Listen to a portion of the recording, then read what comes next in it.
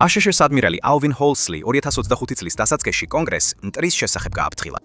ის ჩუმად ამზადებდა ამერიკის ყველაზე სენსიტიური ადგილების რუკას, ნაწილ-ნაწილ. შემდეგ მან მათი მდებარეობა გაამხილა. ისინი სულ რაღაც 90 მილის დაშორებით იყვნენ.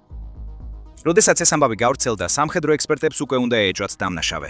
მათ იცოდნენ, რომ ეს იყო პროქსი კუნძული. ეხლა არ მაინტერესებს თუ YouTube ამ ვიდეოს ჩაახშობს, რადგან ომის თემები არ მოსწონს. მე მაინც ვამხელ სიმართლეს. თუმცა თქვენ შეგიძლიათ აიძულოთ YouTube იყოს სამართლიანი, თუ მოწონების რილაქს დააჭერთ. გმადლობთ. რამდენიმე წლის წინ ერთმა ანგარიშმა განაცხადა, რომ ყოფილ ბირთვულ სახელმწიფოში, კუბაში, ელექტრონული მოსმენის ობიექტის დაგეგმვა მიმდინარეობდა. მაგრამ როგორც იუწყებოდნენ, ის რამდენიმე მილიარდი დოლარი არ ღირდა და სწორედ ეს იყო პრობლემა. კუბას არ ჰქონდა შესაძლებლობა, რომ მილიარდობით დოლარის ღირებულების აპარატურა შეეძინა. მისი ეკონომიკა უკვე რეანიმაციაშია. საკვები, საწვავი და მედიკამენტები ფუფუნებად იქცა. და ასეთი ეკონომიკის მქონე ქვეყანა მილიარდობით დოლარის ღირებულების აპარატურას კიდულობს. ძნელია ამის დაჯერება. მაგრამ როცა უფრო ღრმად ჩავიხედე, ამერიკის ქმედებები კუბის წინააღმდეგ უფრო გასაგებები გახდა. მიზეზი, რის გამოც კუბას ყოფილ ბირთვულ ძალად მოიხსენიებ, მთლიანად მის კომუნისტურ ძმობას უკავშირდება. ხმები ჩინეთის სადაზვერვო აქტივობაზე კუბაში 1990-იანი წლებიდან გავრცელდება. სამწუხაროდ დიდი ხნის განმავლობაში ამას სერიოზულად არავინ აღიქვამდა. მაგრამ ეს ყველაფერი 2023 წლის ივნისში შეიცვალა, როცა ერთ-ერთმა ანგარიშმა ეს ფაქტები გამოავლინა. გაზეთმა Wall Street Journal-მა გამოაქვეყნა ანგარიში, რა თქვი, რომელშიც ნათქვამი იყო, რომ ჩინეთმა და კუბამ საიდუმლოდ შეთანხმდნენ პეკინის კუნძულზე ელექტრონული მოსასმენი ობიექტი აეშენებინა. როგორც იუწყებოდნენ, ეს შეთანხმება რამდენიმე მილიარდ დოლარად ფასობდა ჰავანას მთავრობასთვის, რომელსაც სასწრაფოდ სჭირდებოდა ფული. მისი პირდაპირი მიზანი იყო სამხრეთ-აღმოსავლეთ ამერიკის შეერთებულ შტატებში კომუნიკაციების მონიტორინგი. თავდაპირველად ორივე მთავრობამ უარყო ეს ინფორმაცია. მაგრამ რამდენიმე დღეში ამერიკელმა ოფიციალურმა პირებმა ჩუმად აღიარეს, რომ ჩინეთი რეალურად 2019 წლიდან მაინც მართავდა და აუმჯობესებდა სადაზვერვო ობიექტებს კუბაში. ეს განახლება ერთჯერადი არ ყოფილა. ეს იყო ბევრად უფრო დიდი გლობალური მცდელობის ნაწილი, რომლის მიზანიც იყო მთელ მსოფლიოში მოსასმენი პოსტების ქსექმნა, რომელიც ძალიან კონკრეტულ რამეს, ამერიკულ სიგნალებს უმიზნებდა. 2024 და 2025 წლებში CSIS-ის მკვლევრებმა კომერციული სატელიტური სურათები გამოიყენეს, რათა კუბაში 4 კონკრეტული ობიექტი გამოევლინათ. რაც მათ ამ ობიექტებზე აღმოაჩინეს, აშკარად შესამჩნევი იყო. დიდი ანტენის ველები, რადომები და კოსმოსური თვალთვალის აღჭურვილობა, რომელიც ბოლო წლებში აშკარად განახლდა და გაფართოვდა. მათ თითქმის სრული დარწმუნებით იცოდნენ, რომ ჩინეთის მხარდაჭერილ სადაზვერვო ოპერაციებს უყურებდნენ. ლოკაციები იყო ჰუაიეში, გალაპაზაში, ელ-სალალში და ყველაზე საშიშ ბეირუჩალში. ამ ადგილს ხებთან შედარებით უფრო მნიშვნელოვანი რამ ჰქონდა. ის მდებარეობს 10 მილზე ნაკლებ მანძილზე, იმ ადგილიდან, სადაც საბჭოთა კავშირი ცივი ომის დროს თავის ცნობილ ლოდეს სიგნალური დაზვერვის სადგურს ამუშავებდა. 2025 წლის აპრილის სატელიტური სურათები აჩვენებს, რომ იქ უზარმაზარი ახალი ნაგებობის მშენებლობა მიმდინარეობს. წრიული განლაგებული ანტენების სისტემა, რომელიც იდეალურ წრედ არის მოწყობილი და დაახლოებით 175 მეტრზეა გადაჭიმული. ის თითქმის 1.5 საფეხბურთო მოედნის ზომისაა, მხოლოდ ერთი ანტენური სისტემისთვის. ეს ასევე არ არის იმ ტიპის იარაღი, რომელიც რაკეტებს ან თუნდაც ერთ თუიასის ისვრის. და საქმე ბირთვულ იარაღში არ არის, მაგრამ მას ნამდვილად შეუძლია ომის შედეგის გადაწყვეტა. ასეთი ტიპის ანტენური სისტემა სპეციალურად აშენებულია იმისთვის, რასაც მაღალი სიხშირის მიმართულების განსაზღვრა ეწოდება. ეს არის ტექნიკა, რომელიც ოპერატორებს საშუალებას აძლევს ზუსტად განსაზღვრონ რადიოსიგნალების წყარო 8000 საზღვაო მილის მანძილიდან. კუბიდან ეს დიაპაზონი ფარავს მთელ კონტინენტურ შეერთებულ შტატებს, ატლანტიკის დიდ ნაწილს და საკმაოდ შორს წყნარ ოკეანეში. ამ ტექნიკის გამოყენებით ჩინეთს შეუძლია აკონტროლოს ამერიკული საზღვაო წვრთნები, დააკვირდეს სამხედრო და კომერციულ გემებს, რომლებიც კარიბის ზღვით გადაადგილდებიან, შეაგროვოს რადარისა და ტელემეტრიის მონაცემები ამერიკული რაკეტების ტესტებიდან და რაც ყველაზე შემაშფოთებელია, აღმოაჩინოს ამერიკული წყალქვეშა ნავების მიერ გაგზავნილი მოკლე კომუნიკაციები. რადგან წყალქვეშა ნავები გადარჩენას სრული სიჩუმითა და უხილაობით ახეხებენ, თუ ჩინეთს მათი მოსმენა კუბიდან შეუძლია, ეს მთლიანად ცვლის ნებისმიერი პოტენციური კონფლიქტის გათვლებს. მეორე მხრივ, ჰუაიეს ობიექტი ძალიან კონკრეტული მიზნისთვის არის შექმნილი. ანალიტიკოსების თქმით, ეს არის დაზვერვის ისეთი ნაკადი, რომლის შეგროვება ფიზიკურად შეუძლებელია დედამიწის სხვა რომელიმე წერტილიდან. როგორც ჩანს, ის სპეციალურად არის ორიენტირებული სატელიტური კომუნიკაციების გადაჭერაზე, სამხედრო სიგნალების, ეროვნული უსაფრთხოების მონაცემებისა და ტელემეტრიის დაფიქსირებაზე, რომლებიც ფლორიდაში, კეიპ კენავერალიდან კოსმოსური გაშვებებისას გადაიცემა. ზოგიერთი ობიექტი ასევე აღმოსავლეთ კუბაში მდებარეობს. ეს მათ განსაკუთრებით უახლოვებს გუანტანამოს აშშ-ის საზღვაო ბაზებს, რაც ჩინეთს პირდაპირ ხედვის ხაზს აძლევს ამერიკის ერთ-ერთ ყველაზე სენსიტიურ სამხედრო ობიექტზე რეგიონში. მაგრამ ასე მარტივია. მაშინაც კი როცა კომუნიკაციების რეალური შინაარსი დაშიფრულია, უზარმაზარი მნიშვნელობა აქვს ნიმუშების დაკვირვებას. ვინ ვის ესაუბრება? ნამდვილად ხშირად. რა დროს? რა რაოდენობით? მხოლოდ ასეთი ანალიზიც კი ბევრს გეუბნება სამხედრო მზადყოფნაზე და იმაზე, რისთვისაც შეიძლება ემზადებოდნენ. ამ საფრთხის გამო ადმირალმა ალვინ ჰოლსლიმ კონგრესს 2025 წლის დასაწყისში განუცხადა, რომ პეკინი აქტიურად იყენებს კუბას სადაზვერვო ინფორმაციის შესაგროვებლად. ის ამერიკის მიწიდან მხოლოდ 68 მილითაა დაშორებული და მის წინააღმდეგ ბრძოლა ადმირალის ერთ-ერთ მთავარ პრიორიტეტად იქცა. 10 წლეულების წინ კი კუბაში განთავსებული ბირთვული იარაღიც ამერიკის უმთავრეს პრიორიტეტად იქცა. იმ მომენტში, როცა მტრის ბირთვული იარაღი აშშ-ს მხოლოდ 93 მილით იყო დაშორებული. 1962 წელს კუბაში განთავსდა ბირთვული იარაღი, რომელსაც შეეძლო აშშ-ს აღმოსავლეთ ნაწილის უმეტესობის რამდენიმე წუთში განადგურება. როცა ამერიკულმა სადაზვერვო თვითმფრინავებმა გადაიღეს მშენებარე გაშვების მოედნები, მათ აღმოაჩინეს ის, რის არსებობასაც არასდროს ისურვებდნენ. მოედნები, რომლებიც ფლორიდიდან მხოლოდ 93 მილით იყო დაშორებული. ამან გამოიწვია 13 დღიანი კრიზისი, რომელმაც მსოფლიო ბირთვულობთან ისე დაახლოა, როგორც არასდროს. საპასუხოდ ჯონ კენედიმ კუბის საზღვაო ბლოკადა გამოაცხადა. ბოლო მომენტში რაკეტები კუბიდან გაიყვანეს. ეხლა როცა ვამბობ გაიყვანეს, გულისხმობ რომ ისინი უკან დააბრუნეს იქ, საიდანაც ჩამოიტანეს, რადგან კუბას ბირთვული იარაღი თავიდანვე არასდროს ჰქონია. ამიტომ ეს ბირთვული იარაღი უკან დაუბრუნდა იმ სახელმწიფოს, რომელმაც კუბა ცივი ომის ფრონტის ხაზად აქცია, საბჭოთა კავშირს. კუბა ფლორიდის სანაპიროდან დაახლოებით 100 მილში მდებარეობს. ის ზუსტად იმ ზღვის მარშრუტებთან მდებარეობს, რომლებიც მექსიკი წობს, რომლებიც მექსიკის ურეს ატლანტის ოკეანესთან აკავშირებს და ძალიან ახლოსაა პანამის არხის შესასვლელთან. ეს მდებარეობა უმნიშვნელო ნამდვილად არ არის. ნებისმიერი უცხო ქვეყანა, რომელიც კუბის მიწიდან მოქმედებს, თითქმის იდეალურ პოზიციაშია, რომ ერთდროულად დააგვირდეს ამერიკულ სამხედრო გადაადგილებებს, კოსმოსურ აქტივობას და იუბას და სავაჭრო საზღვაო მოძრაობას.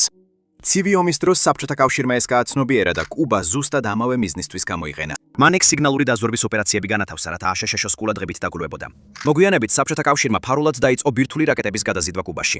საბედნიეროდ, ის კრიზისი მალე დასრულდა. მაგრამ გაკვეთილი, რომელიც ამერიკამ ამ შემთხვევიდან მიიღო, არასდროს დავიწყებულა.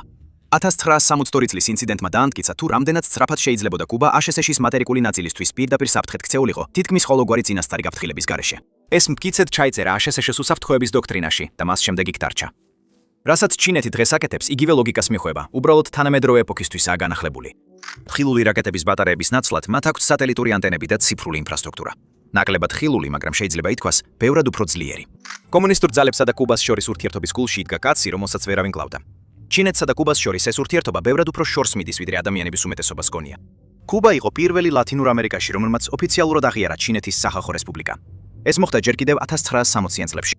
კუბის ლიდერები, დაწყებული ფიდელ კასტროსით, მუდმივად უჭერდნენ მხარს პეკინს გაეროში, მხარს უჭერდნენ ერთი ჩინეთის პოლიტიკას და აძლევდნენ ჩინეთს იმ პოლიტიკურ ლეგიტიმურ ლეგიტიმაციას, რომელიც მას სასწრაფოდ სჭირდებოდა იმ დროს, როცა მსოფლიოს დიდი ნაწილი მის არსებობასაც კი არ აღიარებდა. 1960-დან კუბა მხარს უჭერს იმას, რასაც პეკინი ერთი ჩინეთის პრინციპს უწოდებს. ჰავანა ოფიციალურად აღიარებს ჩინეთის სახალხო რესპუბლიკას, როგორც ჩინეთის ერთადერთ ლეგიტიმურ მთავრობას. თაივანს ჩინეთის ტერიტორიად მიიჩნევს და მხარს უჭერს გაერთიანებას. კუბამ კი ჩინეთის 2005 წლის სადავო ანტისეპარატისტული კანონი თაივანზე და მოგვიანებით ჰონკონგის ეროვნული უსაფრთხოების კანონი კიდევაც კი დაუჭირა მხარი. და ის უკვდავი კაცი, რომელიც ვახსენე. მან ერთხელ თქვა, რომ მკვლელობის მცდელობების გადარჩენა ოლიმპიური სპორტი რომ იყოს, ოქროს მედალს მოვიგებდი. და არ ცდებოდა. შეფასებით CIA მასზე 638 მკვლელობის მცდელობა სცადა, მაგრამ არც ერთი არ გამოუვიდა. ის 2016 წელს 90 წლის ასაკში ბუნებრივი მიზეზებით გარდაიცვალა. ფიდელ კასტროს შემდეგაც კი კუბის საგარეო საქმეთა მინისტრები არაერთხელ და საჯაროდ გმობდნენ ნებისმიერ უცხოურ ჩარევას ტაივანის, ჰონკონგისა და სინძიანის საკითხებში. ასეთი უპირობო მეგობრობაა მიზეზი, რის გამოც ჩინეთი ცდილობს კუბის მტრებს არ მისცეს ქვეყანაში შესვლის ან მათგან რაიმეს წაღების შესაძლებლობა. ჩინეთი აკონტროლებს გლობალური ელექტრომობილების წარმოების დაახლოებით 70%-ს და LFP ბატარეების გამოშვების 80%-ზე მეც. ეს ის ტიპის ბატარეა, რომელსაც უფრო ხელმისაწვდომ ელექტრომობილებში იყენებენ. მოსალოდნელია, რომ მისი მწარმოებლები 2025-2026 წლებში გლობალური ბატარეების წარმოებაში განხორციელებული ყველა ინვესტიციის 71%-ის უზრუნველყოფენ, რაც დაახლოებით 130 მილიარდ დოლარს შეადგენს. ეს თითქმის 7-ჯერ მეტია, ვიდრე ამერიკა ხარჯავს იმავე პერიოდში. მაგრამ ეს მასშტაბი მთლიანად დამოკიდებულია ნედლეულის და ნიკელის სტაბილურ და უსაფრთხო მიწოდებაზე, განსაკუთრებით მაღალი სისუფთავის ნიკელზე, რომელიც გამოიყენება დიდი სავალი მანძილის პრემიუმ ბატარეებში, როგორიცაა NMC და NCA ქიმიის ბატარეები. მისი მოპოვება უკიდურესად რთულია. ჩინეთის მთავარი ნიკელის პროექტი ინდონეზიაშია. ეხლა ის გლობალური ნიკელის წარმოების დაახლოებით 60%-ს შეადგენს, რომლის უმეტესობაც ჩინეთის მხარდაჭერილი ოპერაციებით ხორციელდება. მაგრამ ყველა კვერცხის ერთ კალათაში მოთავსება რისკია, განსაკუთრებით მაშინ, როცა დასავლური სანქციები ან გეოპოლიტიკური ზეწოლა ამ მიწოდების ხაზებს ერთ ღამეში შეიძლება დაარღვიოს. ამიტომ მათ ალტერნატივა იპოვეს, თანაც შესანიშნავი. კუბას მსოფლიოში მეხუთე ყველაზე დიდი ნიკელის მარაგი აქვს. მსოფლიოში ცნობილი ნიკელის მარაგის დაახლოებით 6% სწორედ ამ კუნძულზეა. და ნიკელთან ერთად მოდის კობალტიც, რომელიც ჩუმად გახდა ამ საუკუნის ერთ-ერთი ყველაზე სადავო რესურსი. ეს 2 ლითონი მხოლოდ სამრეწველო ნედლეული აღარ არის. ისინი ბატარეების ძირითადი ინგრედიენტებია, რომლებიც ელექტრომობილებს ამუშავებს. და ვინც ამ მასალების მიწოდებას აკონტროლებს, ფაქტობრივად ელექტრომობილების ინდუსტრიის მომავლის გასაღები უჭირავს. მიუხედავად იმისა, რომ კუბას მსოფლიოში მეხუთე ყველაზე დიდი მარაგი აქვს, ნიკელის წარმოებით მხოლოდ მე-9 ადგილზეა. ის გლობალური წარმოების მხოლოდ დაახლოებით 1%-ს შეადგენს. მარაგები უზარმაზარია, მაგრამ მათი მოპოვების ინფრასტრუქტურა წლებია პრობლემებს განიცდის. და სწორედ ეს სხვაობა კუბას მიწისქვეშ რაც აქვს და რეალურად რასაც იღებს, არის ის ადგილი, სადაც ჩინეთი თავის შესაძლებლობას ხედავს. სექტორი, რომელსაც კუბაში ადრე დასავლეთი აკონტროლებდა. წლების განმავლობაში კუბის ნიკელის სექტორში მთავარი მოთამაშე იყო კანადური კომპანია სახელად Sherritt International. მას მნიშვნელოვანი ერთობლივი საწარმო ჰქონდა ადგილას, რომელსაც მოეწოდება. მოპოვებული და გადამუშავებული მადანი კუბაში ხდებოდა, მაგრამ შემდეგ მთლიანად იგზავნებოდა კანადაში, Fort Saskatchewan-ში, საბოლოო გადამუშავებისთვის, სადაც წარმოიქმნებოდა ის, რასაც ინდუსტრია პირველი კლასის ნიკელს უწოდებს. ეს პროდუქტი არის მაღალი სისუფთავის ხარისხი, რომელიც შესაფერისია ელექტრომობილების ბატარეებისთვის, უჟანგავი ფოლადისთვის და მაღალი წარმადობის შენადნობის თენადნობებისთვის. იქიდან ის შედის გლობალურ მიწოდების ჯაჭვებში და საბოლოოდ მაინც უფრო და უფრო ხშირად ხდება აზიურ და ჩინურ ბატარეების მწარმოებლებთან. მაგრამ 2026 წლის დასაწყისისთვის Sherritt's სერიოზული პრობლემები ჰქონდა. კუბის ეკონომიკის კოლაფსი, ქრონიკული საწვავის დეფიციტი და ფინანსური ვალდებულებების შესრულების უუნარობა ოპერაციებს თითქმის შეუძლებელს ხდიდა. კუბას Sherrittისთვის $107 მილიონზე მეტი ჰქონდა გადასახდელი, გაკინული გადახდების სახით, რომლის დაბრუნებაც ვერ შეძლო. ამიტომ Sherrittმა დაიწყო უკანდახევა. და როდესაც დასავლური ინტერესები გავიდნენ, ჩინეთის სახელმწიფო კომპანიები პირდაპირ შემოვიდნენ. 2026 წლის აპრილში ჩინური წარმოების დანალექი ავზები და ლიქვის აპარატურა უკვე მონტაჟდებოდა კომანდანტე ერნესტო ჩე გევარას გადამამუშავებელ ქარხანაში. კუბის სახელმწიფო მედიამ ამას ტექნოლოგიური მოდერნიზაცია უწოდა, მაგრამ რეალურად ეს წარმოადგენს სტრუქტურულ ცვლილებას, სადაც პეკინი ახლა უზრუნველყოფს იმ აპარატურას, ექსპერტიზასა და კაპიტალს, რაც საჭიროა იმისთვის, რომ კუბის ნიკელის ინდუსტრია სრულად არ დაინგრეს. და ამის სანაცვლოდ თავისი მწარმოებლებისთვის გარანტირებულ მიწოდებას იმაგრებს. 2024 წელს ჩინეთი უკვე იყო კუბური ნიკელის ექსპორტის მთავარი მიმართულება, რომლის ღირებულება დაახლოებით 53 მილიონს შეადგენდა და ეს რიცხვი მხოლოდ გაიზრდება. კუბას აქვს უზარმაზარი აუთვისებელი მარაგები და არსებული გადამამუშავებელი ინფრასტრუქტურა. ეს ჩინეთს მეორე ჰაბს აძლევს. ინდუსტრიის პროგნოზები მიუთითებს, რომ 2030 წლისთვის ახალი ნიკელის მოთხოვნის ნახევარზე მეტი სწორედ ბატარეების საწარმოებიდან მოვა, რაც შესაძლოა წელიწადში 1,5 მილიონი მეტრული ტონის საჭიროებას ნიშნავდეს. გლობალური ინვესტიციები ნიკელის მოპოვებასა და გადამუშავებაში ამავე პერიოდში შეიძლება $60 მილიარდ გადააჯარბოს. ჩინეთს სურს ამ მოთხოვნის ზრდის სწორ მხარეს იყოს და კუბა ამ პაზლის მნიშვნელოვანი ნაწილია, მაგრამ ეს ყველაფერი შემთხვევით არ ხდება. ჩინეთის 2025 წლის პოლიტიკის დოკუმენტი ლათინურ ამერიკაზე პირდაპირ ასახავს ძალაუფლების სტრატეგიას, რომელიც მინერალური რესურსების უზრუნველყოფასა და გლობალური მიწოდების ჯაჭვების კონტროლზე ორიენტირებული. ასევე არსებობს უფრო ფართო ჩარჩო, სახელწოდებით პროექტი 141, რომელიც ცდილობს ჩინეთის ეკონომიკური გაფართოებას სამხედრო და ლოგისტიკურ შესაძლებლობებთან გლობალურად დააკავშიროს. კუბა ორივე ამ სტრატეგიაში ჯდება. ჩინეთი, როდესაც ღრმად ერთვება კუბის ნიკელის მოპოვებაში, იცავს თავის მთელ ელექტრომობილების ინდუსტრიულ სტრატეგიას დასავლეთის ზეწოლისგან. ქმის მიწოდების ჯაჭვის სარასარეზერვო შესაძლებლობებს, რათა უზრუნველყოს, რომ ქარხნები სამშობლოში უწყვეტად მუშაობდეს. კუბა განსხვავდება რეგიონის სხვა ქვეყნებიდან. ის ერთადერთია, რომელიც მუდმივი ამერიკული ემბარგოს ქვეშ იმყოფება, რაც ნიშნავს, რომ მას თითქმის არ აქვს სხვა არჩევანი გარდა იმისა, რომ არადასავლურ პარტნიორებს მიმართოს. სწორედ აქ ჩაერთო ჩინეთი. მათ კუბაში აკრძალული სისტემა შემოიტანეს. ამან კუბელებს მისცა თავისუფლება და ცუდომა, რაც ასე ძალიან სურდათ. მაგრამ სანაცვლოდ ფარულად წაართვეს თავისუფლება. 2025 წლის ივნისში უნივერსიტეტის სტუდენტებმა კუბის მასშტაბით გაფიცრები დაიწყეს. მათი რისხვა გამოწვეული იყო ეთექსას მიერ მობილური ინტერნეტის ტარიფების მკვეთრი გაზრდით. ისეთი შეუსაბამო იყო, რომ ანალიტიკოსები აღნიშნავდნენ, მხოლოდ მათ, ვისაც $-ზე მიუწვდებოდა ხელი, შეეძლო ამის გადახდა, ხოლო ჩვეულებრივ მოქალაქეებს ეს ფასის გამო აღარ მიუწვდებოდათ. მთავრობამ ზუსტად იცოდა, როგორ ჩაეხშო პროტესტი წამებში. მათი პასუხი იყო ჩინეთის მიერ დამონტაჟებული ქსელის გამოყენება და კონკრეტულ საპროტესტო ზონებში მობილური ინტერნეტის გათიშვა. იგივე ტაქტიკა გამოიყენეს 2021 წლის პროტესტების დროს და კვლავ 2026 წლის მარტში. MSI-ორის ზოგიერთი ანალიტიკოსი ასევე ვარაუდობს, რომ სწორედ ამ ფასების ზრდამ შეიძლება შექმნას საფუძველი ჩინეთის უფრო ღრმა ჩართულობისთვის ეთექსაში. უფრო დიდი გეგმა შეიძლება იყოს ის, რომ ჩინეთი მხოლოდ მომწოდებლიდან კუბის მთელი სატელეკომუნიკაციო სისტემის თანამხობელად გადაიქცეს. მაგრამ ეს მხოლოდ დასაწყისი იყო. ჩინეთმა კუბელებისთვის მთელი მახე გააწო, რათა ისინი არასოდეს შეხვედროდნენ სიმართლეს. ამერიკული ემბარგოს გამო კუბას არასოდეს ჰქონია ცუდომა დასავლურ სატელეკომუნიკაციო კომპანიებზე. არც Ericsson-ი, არც Nokia, არაფერი დასავლეთიდან. ასე რომ 10 წელზე მეტი ხნის განმავლობაში კუბის სახელმწიფო სატელეკომუნიკაციო მონოპოლიამ სახელად ეთექსა თითქმის მთლიანად ჩინურ მომწოდებლებს მიმართა, რათა ნულიდან აეშენებინა თავისი ციფრული ინფრასტრუქტურა. ამ სიცარიელეს ავსებდნენ კომპანიები Huawei, ZTE და TP-Link. 2025 წლისთვის ამ შეღწევის მასშტაბმა საშიშ დონეს მიაღწია. Huawei-სა და ZTE სერვერები ეთექსას მთავარი ქსელის კვანძებშია განთავსებული. ისინი ამუშავებენ ტრაფიკს და ინახავენ მომხმარებელთა მეტამონაცემებს. Huawei-ის ოპტიკურ ბოჭკოვანი მოწყობილობა გადის კუნძულის ფართოზოლოვან ქსელებში. ZTE-ის მობილური საბაზო სადგურები განთავსდა ჰავანაში, სანტიაგოში, სანტა-კლარაში და სამხედრო ზონებში, სადაც დაშობა შეზღუდულია. Huawei-ის თანამედროვე firewall-ები ჩაშენებულია კუბის მთელი ინტერნეტის ხერხემალში. კუბის მთავარი წყალქვეშა კაბელი, რომელიც კუნძულს ვენესუელასა და უფრო ფართო რეგიონს აერთებს და ალბა უანიკრია, ჩინური აღჭურვილობით არის აშენებული. წლების განმავლობაში ჩინეთი ჩუმად კუბის კომუნიკაციების სისტემის საფუძველში ჩაეშენა. მაგრამ ამ ყველაფრის საშიში ნაწილი პეკინს აძლევს ძალას აკონტროლოს კუბის რეჟიმი. Huawei-ის ესეთი პროგრამული უზრუნველყოფა წარმოდგენილია როგორც სტანდარტული ქსელის მართვის ინსტრუმენტი. მაგრამ შვედურმა ორგანიზაცია Aquarium-მა და ღია ქსელური ჩარევის ობსერვატორიამ საეჭვო რამ აღმოაჩინეს. მათ აღმოაჩინეს, რომ ეს პროგრამები აქტიურად გამოიყენება კუბაში საძიებო მოთხოვნების გასაფილტრად და კონტენტის დასაბლოკად. ეს საშუალებას აძლევს ეთექსას აკონტროლოს საკუთარი მოსახლეობა. ის ზუსტად ადგენს, რას აკეთებენ ადამიანები ინტერნეტში და წყვეტს კომუნიკაციას კონკრეტულ ტერიტორიებზე, სადაც მთავრობა გადაწყვეტს, რომ ეს საჭიროა. ეს ფაქტობრივად ჩინეთის დიდი firewall-ის კუბური ვერსიაა, რომელიც იგივე კომპანიების მიერ აშენებული და დამონტაჟებული.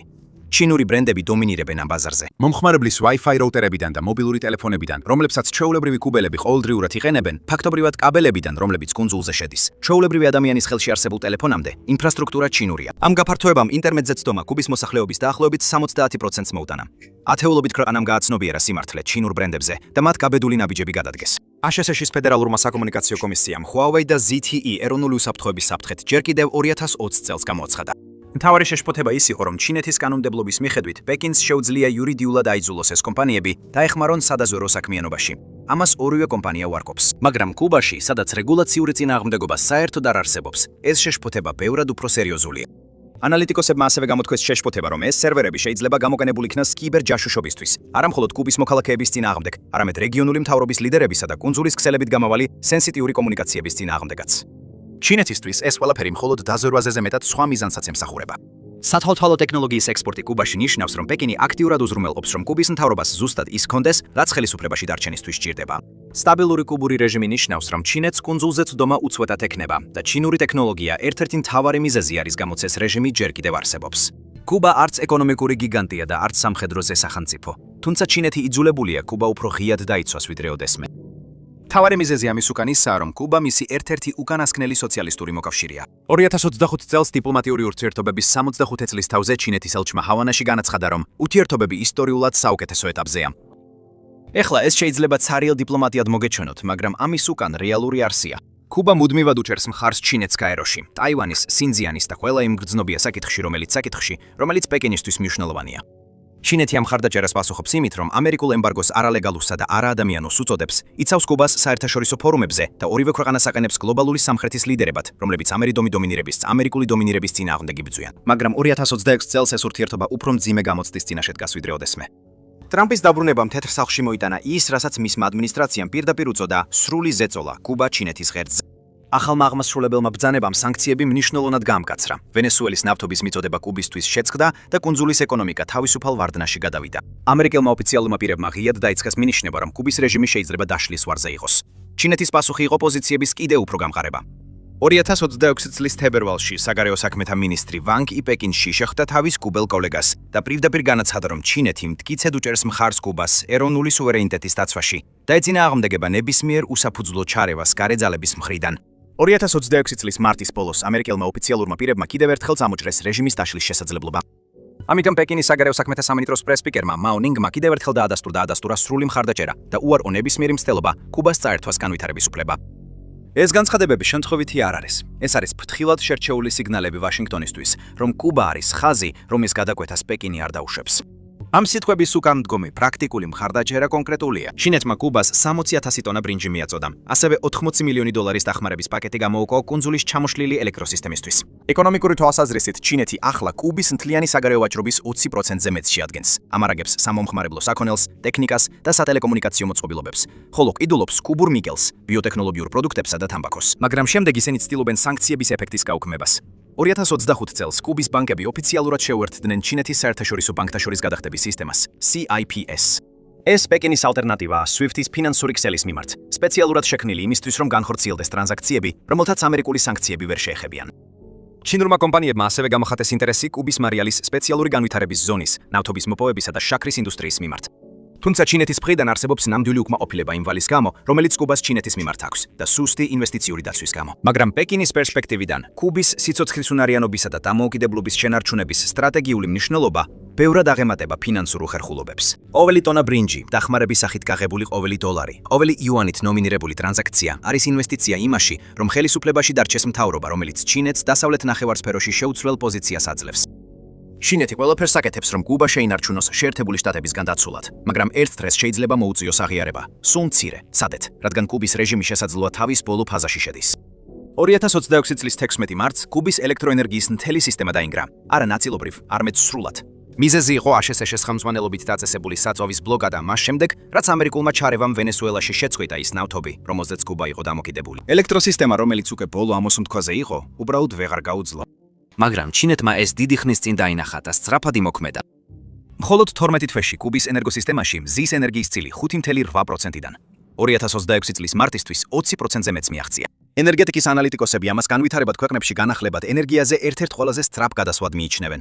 პეკინი 2028 წლამდე კუნძულზე 92 მზის პარკის აშენებას აპირებს, რომელთა საერთო სიმძლავრე 2 გიგავატს შეადგენს. ეს დაახლოებით იმ რაოდენობის ტოლია, რასაც კუბა ამჟამად წიაღისეული საწვავიდან გამოიმუშავებს. მხოლოდ 2025 წელს ჩინეთმა კუბაში 117 მილიონი დოლარის ღირებულებების მზის პანელები გაგზავნა, მაშინ როცა 2019 წელს ეს მაჩვენებელი მხოლოდ 16.6 მილიონი იყო. ეს გაჩვენებთ, რამდენად სწრაფად გამწვავდა ეს პროცესი.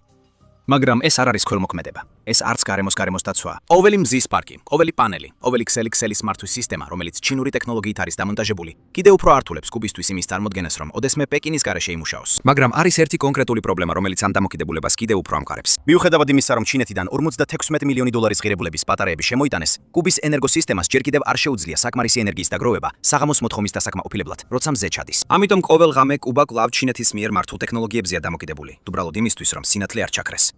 კუბა ენერგეტიკულად დამოუკიდებელი არ ხდება. პირიქით, ის ენერგეტიკულად ჩინეთზე დამოკიდებული ხდება. და პეკინი ზუსტად იცის რას აკეთებს.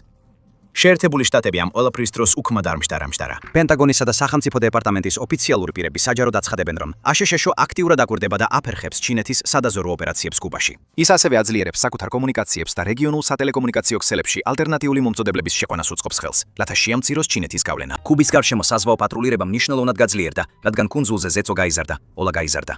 მაგრამ შემდეგ გამოჩნდა გიჟური სტატია კუბის სტაციამის შესახებ. ერთი შეხედვით არაფერი ახალი. ყოველდღიურად მილიონობით ასეთი სტატია ქვეყნდება, გარდა იმისა, რომ ეს კონკრეტული განსაკუთრებულმა ადამიანმა დაწერა. 2026 წლის მარტში კომენტატორმა გორდონ ჩანგმა გამოაქვეყნა ესე ძალიან პირდაპირი სათაურით. ჩინეთი მალე დაკარგავს თავის სამხედრო ბაზებს კუბაში. ის არის მრავალწლიანი პოლიტიკური კომენტატორი, რომელსაც აქვს ხრმა გამოცდილება გეოპოლიტიკურ ანალიზში, განსაკუთრებით ჩინეთთან დაკავშირებით. მისი ძირითადი არგუმენტი მარტივია. კუბის ეკონომიკური კრიზისი იმდენად კატასტროფული გახდა, რომ რეჟიმის დამოკიდებულება გარე პარტნიორებზე შეიძლება სისუსტედ იქცეს და არაძლიერებად. თუ აშშ შეძლებს სანდოდ დაემუქროს კუბის საზღვაო მომარაგების ხაზებს და ჩინეთის სამხედრო და სადაზვერვო ობიექტების მასპინძლობის საფასური საკმარისად მაღალ დონეზე აიყვანოს, ჰავანა შესაძლოა საბოლოოდ დათანხმდეს, რომ ეს ობიექტები სანქციების შემსუბუქებასა და ზეწოლის შემცირებაზე გაცვალოს. ჩანგი ასახელებს დეკლასიფიცირებულ ამერიკულ სადაზვერვო ინფორმაციას, რომელიც ადასტურებს ჩინეთის სიგნალების სადაზვერვო ოპერაციებს კუბაში, სულ მცირე 2019 წლიდან. ის ამტკიცებს, რომ ზოგიერთი დასავლელი ანალიტიკოსი, ვინც ამბობს, რომ კუბა აშშ-ისთვის მცირე პირდაპირ საფრთხეს წარმოადგენს. ეს დამაჯერებელი არგუმენტია, მაგრამ სხვა ანალიტიკოსები ბევრად უფრო ფრთხილები არიან. კუბის ხელმძღვანელობამ ამერიკული ემბარგოების 6 წელზე მეტი გადალახა, ძირეულად კურსის შეცვლის გარეშე. და როდესაც ზეწოლა იზრდება, ბევრი ამტკიცებს, რომ ჰავანა უფრო მეტად ჩინეთსა და რუსეთს მიუახლოვდება, ვიდრე ვაშინგტონთან ამერიკულ პირობებზე გახსნის რისკს აიღებს. ასევე არსებობს ძალიან პრაქტიკული პრობლემა იმ იდეასთან დაკავშირებით, რომ ჩინეთმა თავისი ყოფნა კუბაში დაკარგოს. უმეტესობა იმისა, რაც ჩინეთმა იქ ააშენა, არ არის ტრადიციული სამხედრო ბაზა, რომელიც შეიძლება მარტივად დაიხუროს და უკან დაბრუნდეს. ის ინტეგრირებულია სამოქალაქო ინფრასტრუქტურაში. ტელეკომუნიკაციების ქსელები, სატელიტური თვალთვალის სადგურები, ოპტიკურ ბოჭკოვანი კაბელები, პორტის პროექტები. ეს არის ის რაღაცები, რომლებიც ვერ მოიხსნება ისე რომ არ დაინგრეს სისტემები, რომელზეც ყოველდღიურად ჩვეულებრივი მოქალაქეები არიან დამოკიდებული.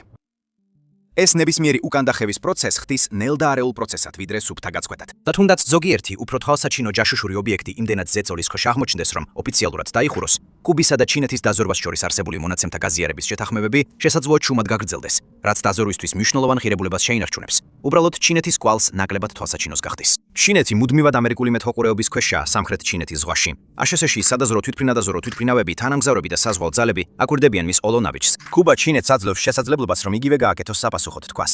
კარგი, თქვენ აქ ვაკვირდებით, ჩვენ კი იქ, თქვენს კართან გიყურებთ. ანალიტიკოსები ამას ურთიერთ ჯაშუშობას უწოდებენ და ეს ფუნდამენტურად ცვლის ძალთა ბალანსს ამ ორ ქვეყანას შორის. დღეს დაახლოებით 180 ქვეყანას აქვს დიპლომატიური ურთიერთობა ჩინეთის სახალხო რესპუბლიკასთან და არა ტაივანთან, რაც დიდ გამარჯვებად გამოიყურება. მაგრამ ჩინეთის სახალხო რესპუბლიკის ჩინეთის მთავრობად აღიარება არ ნიშნავს ერთიანი ჩინეთის პრინციპის სრულად მიღებას. ათეულობით ქვეყანა ზუსტად ასე იქცევა. ისეთი ქვეყნები, როგორიცაა შეერთებული შტატები, განზრახ არ აკონკრეტებენ საკუთარ პოზიციას. ისინი აღიარებენ, რომ ჩინეთი აცხადებს პრეტენზიას ტაივანზე, მაგრამ რეალურად ამ პრეტენზიას არ უჭერენ ხარს. ისინი ტაივანის ოფიციალურ სტატუსს გაურკვევლად ტოვებენ, ამალდროულად აგრძელებენ იარაღის გაკიდვებს და არაოფიციალურ კავშირებს ტაიბეისთან. ამიტომ ამ ურთიერთობაზე ზეწოლა უფრო მაღალია ვიდრე ოდესმე ყოფილა. ჩინეთი ნებაყოფლობით არ იხევს უკან, ხოლო შეერთებულ შტატებს ეწურება მოთმინება იმასთან დაკავშირებით, რაც მის სამხრეთ სანაპიროსთან ახლოს შენდება. სად დასრულდება ეს ნამდვილად გაურკვეველია, მაგრამ რაც არ არის გაურკვეველი ისა, რომ ორივე მხარეს ზუსტად ესმის რა დევს სასწორზე.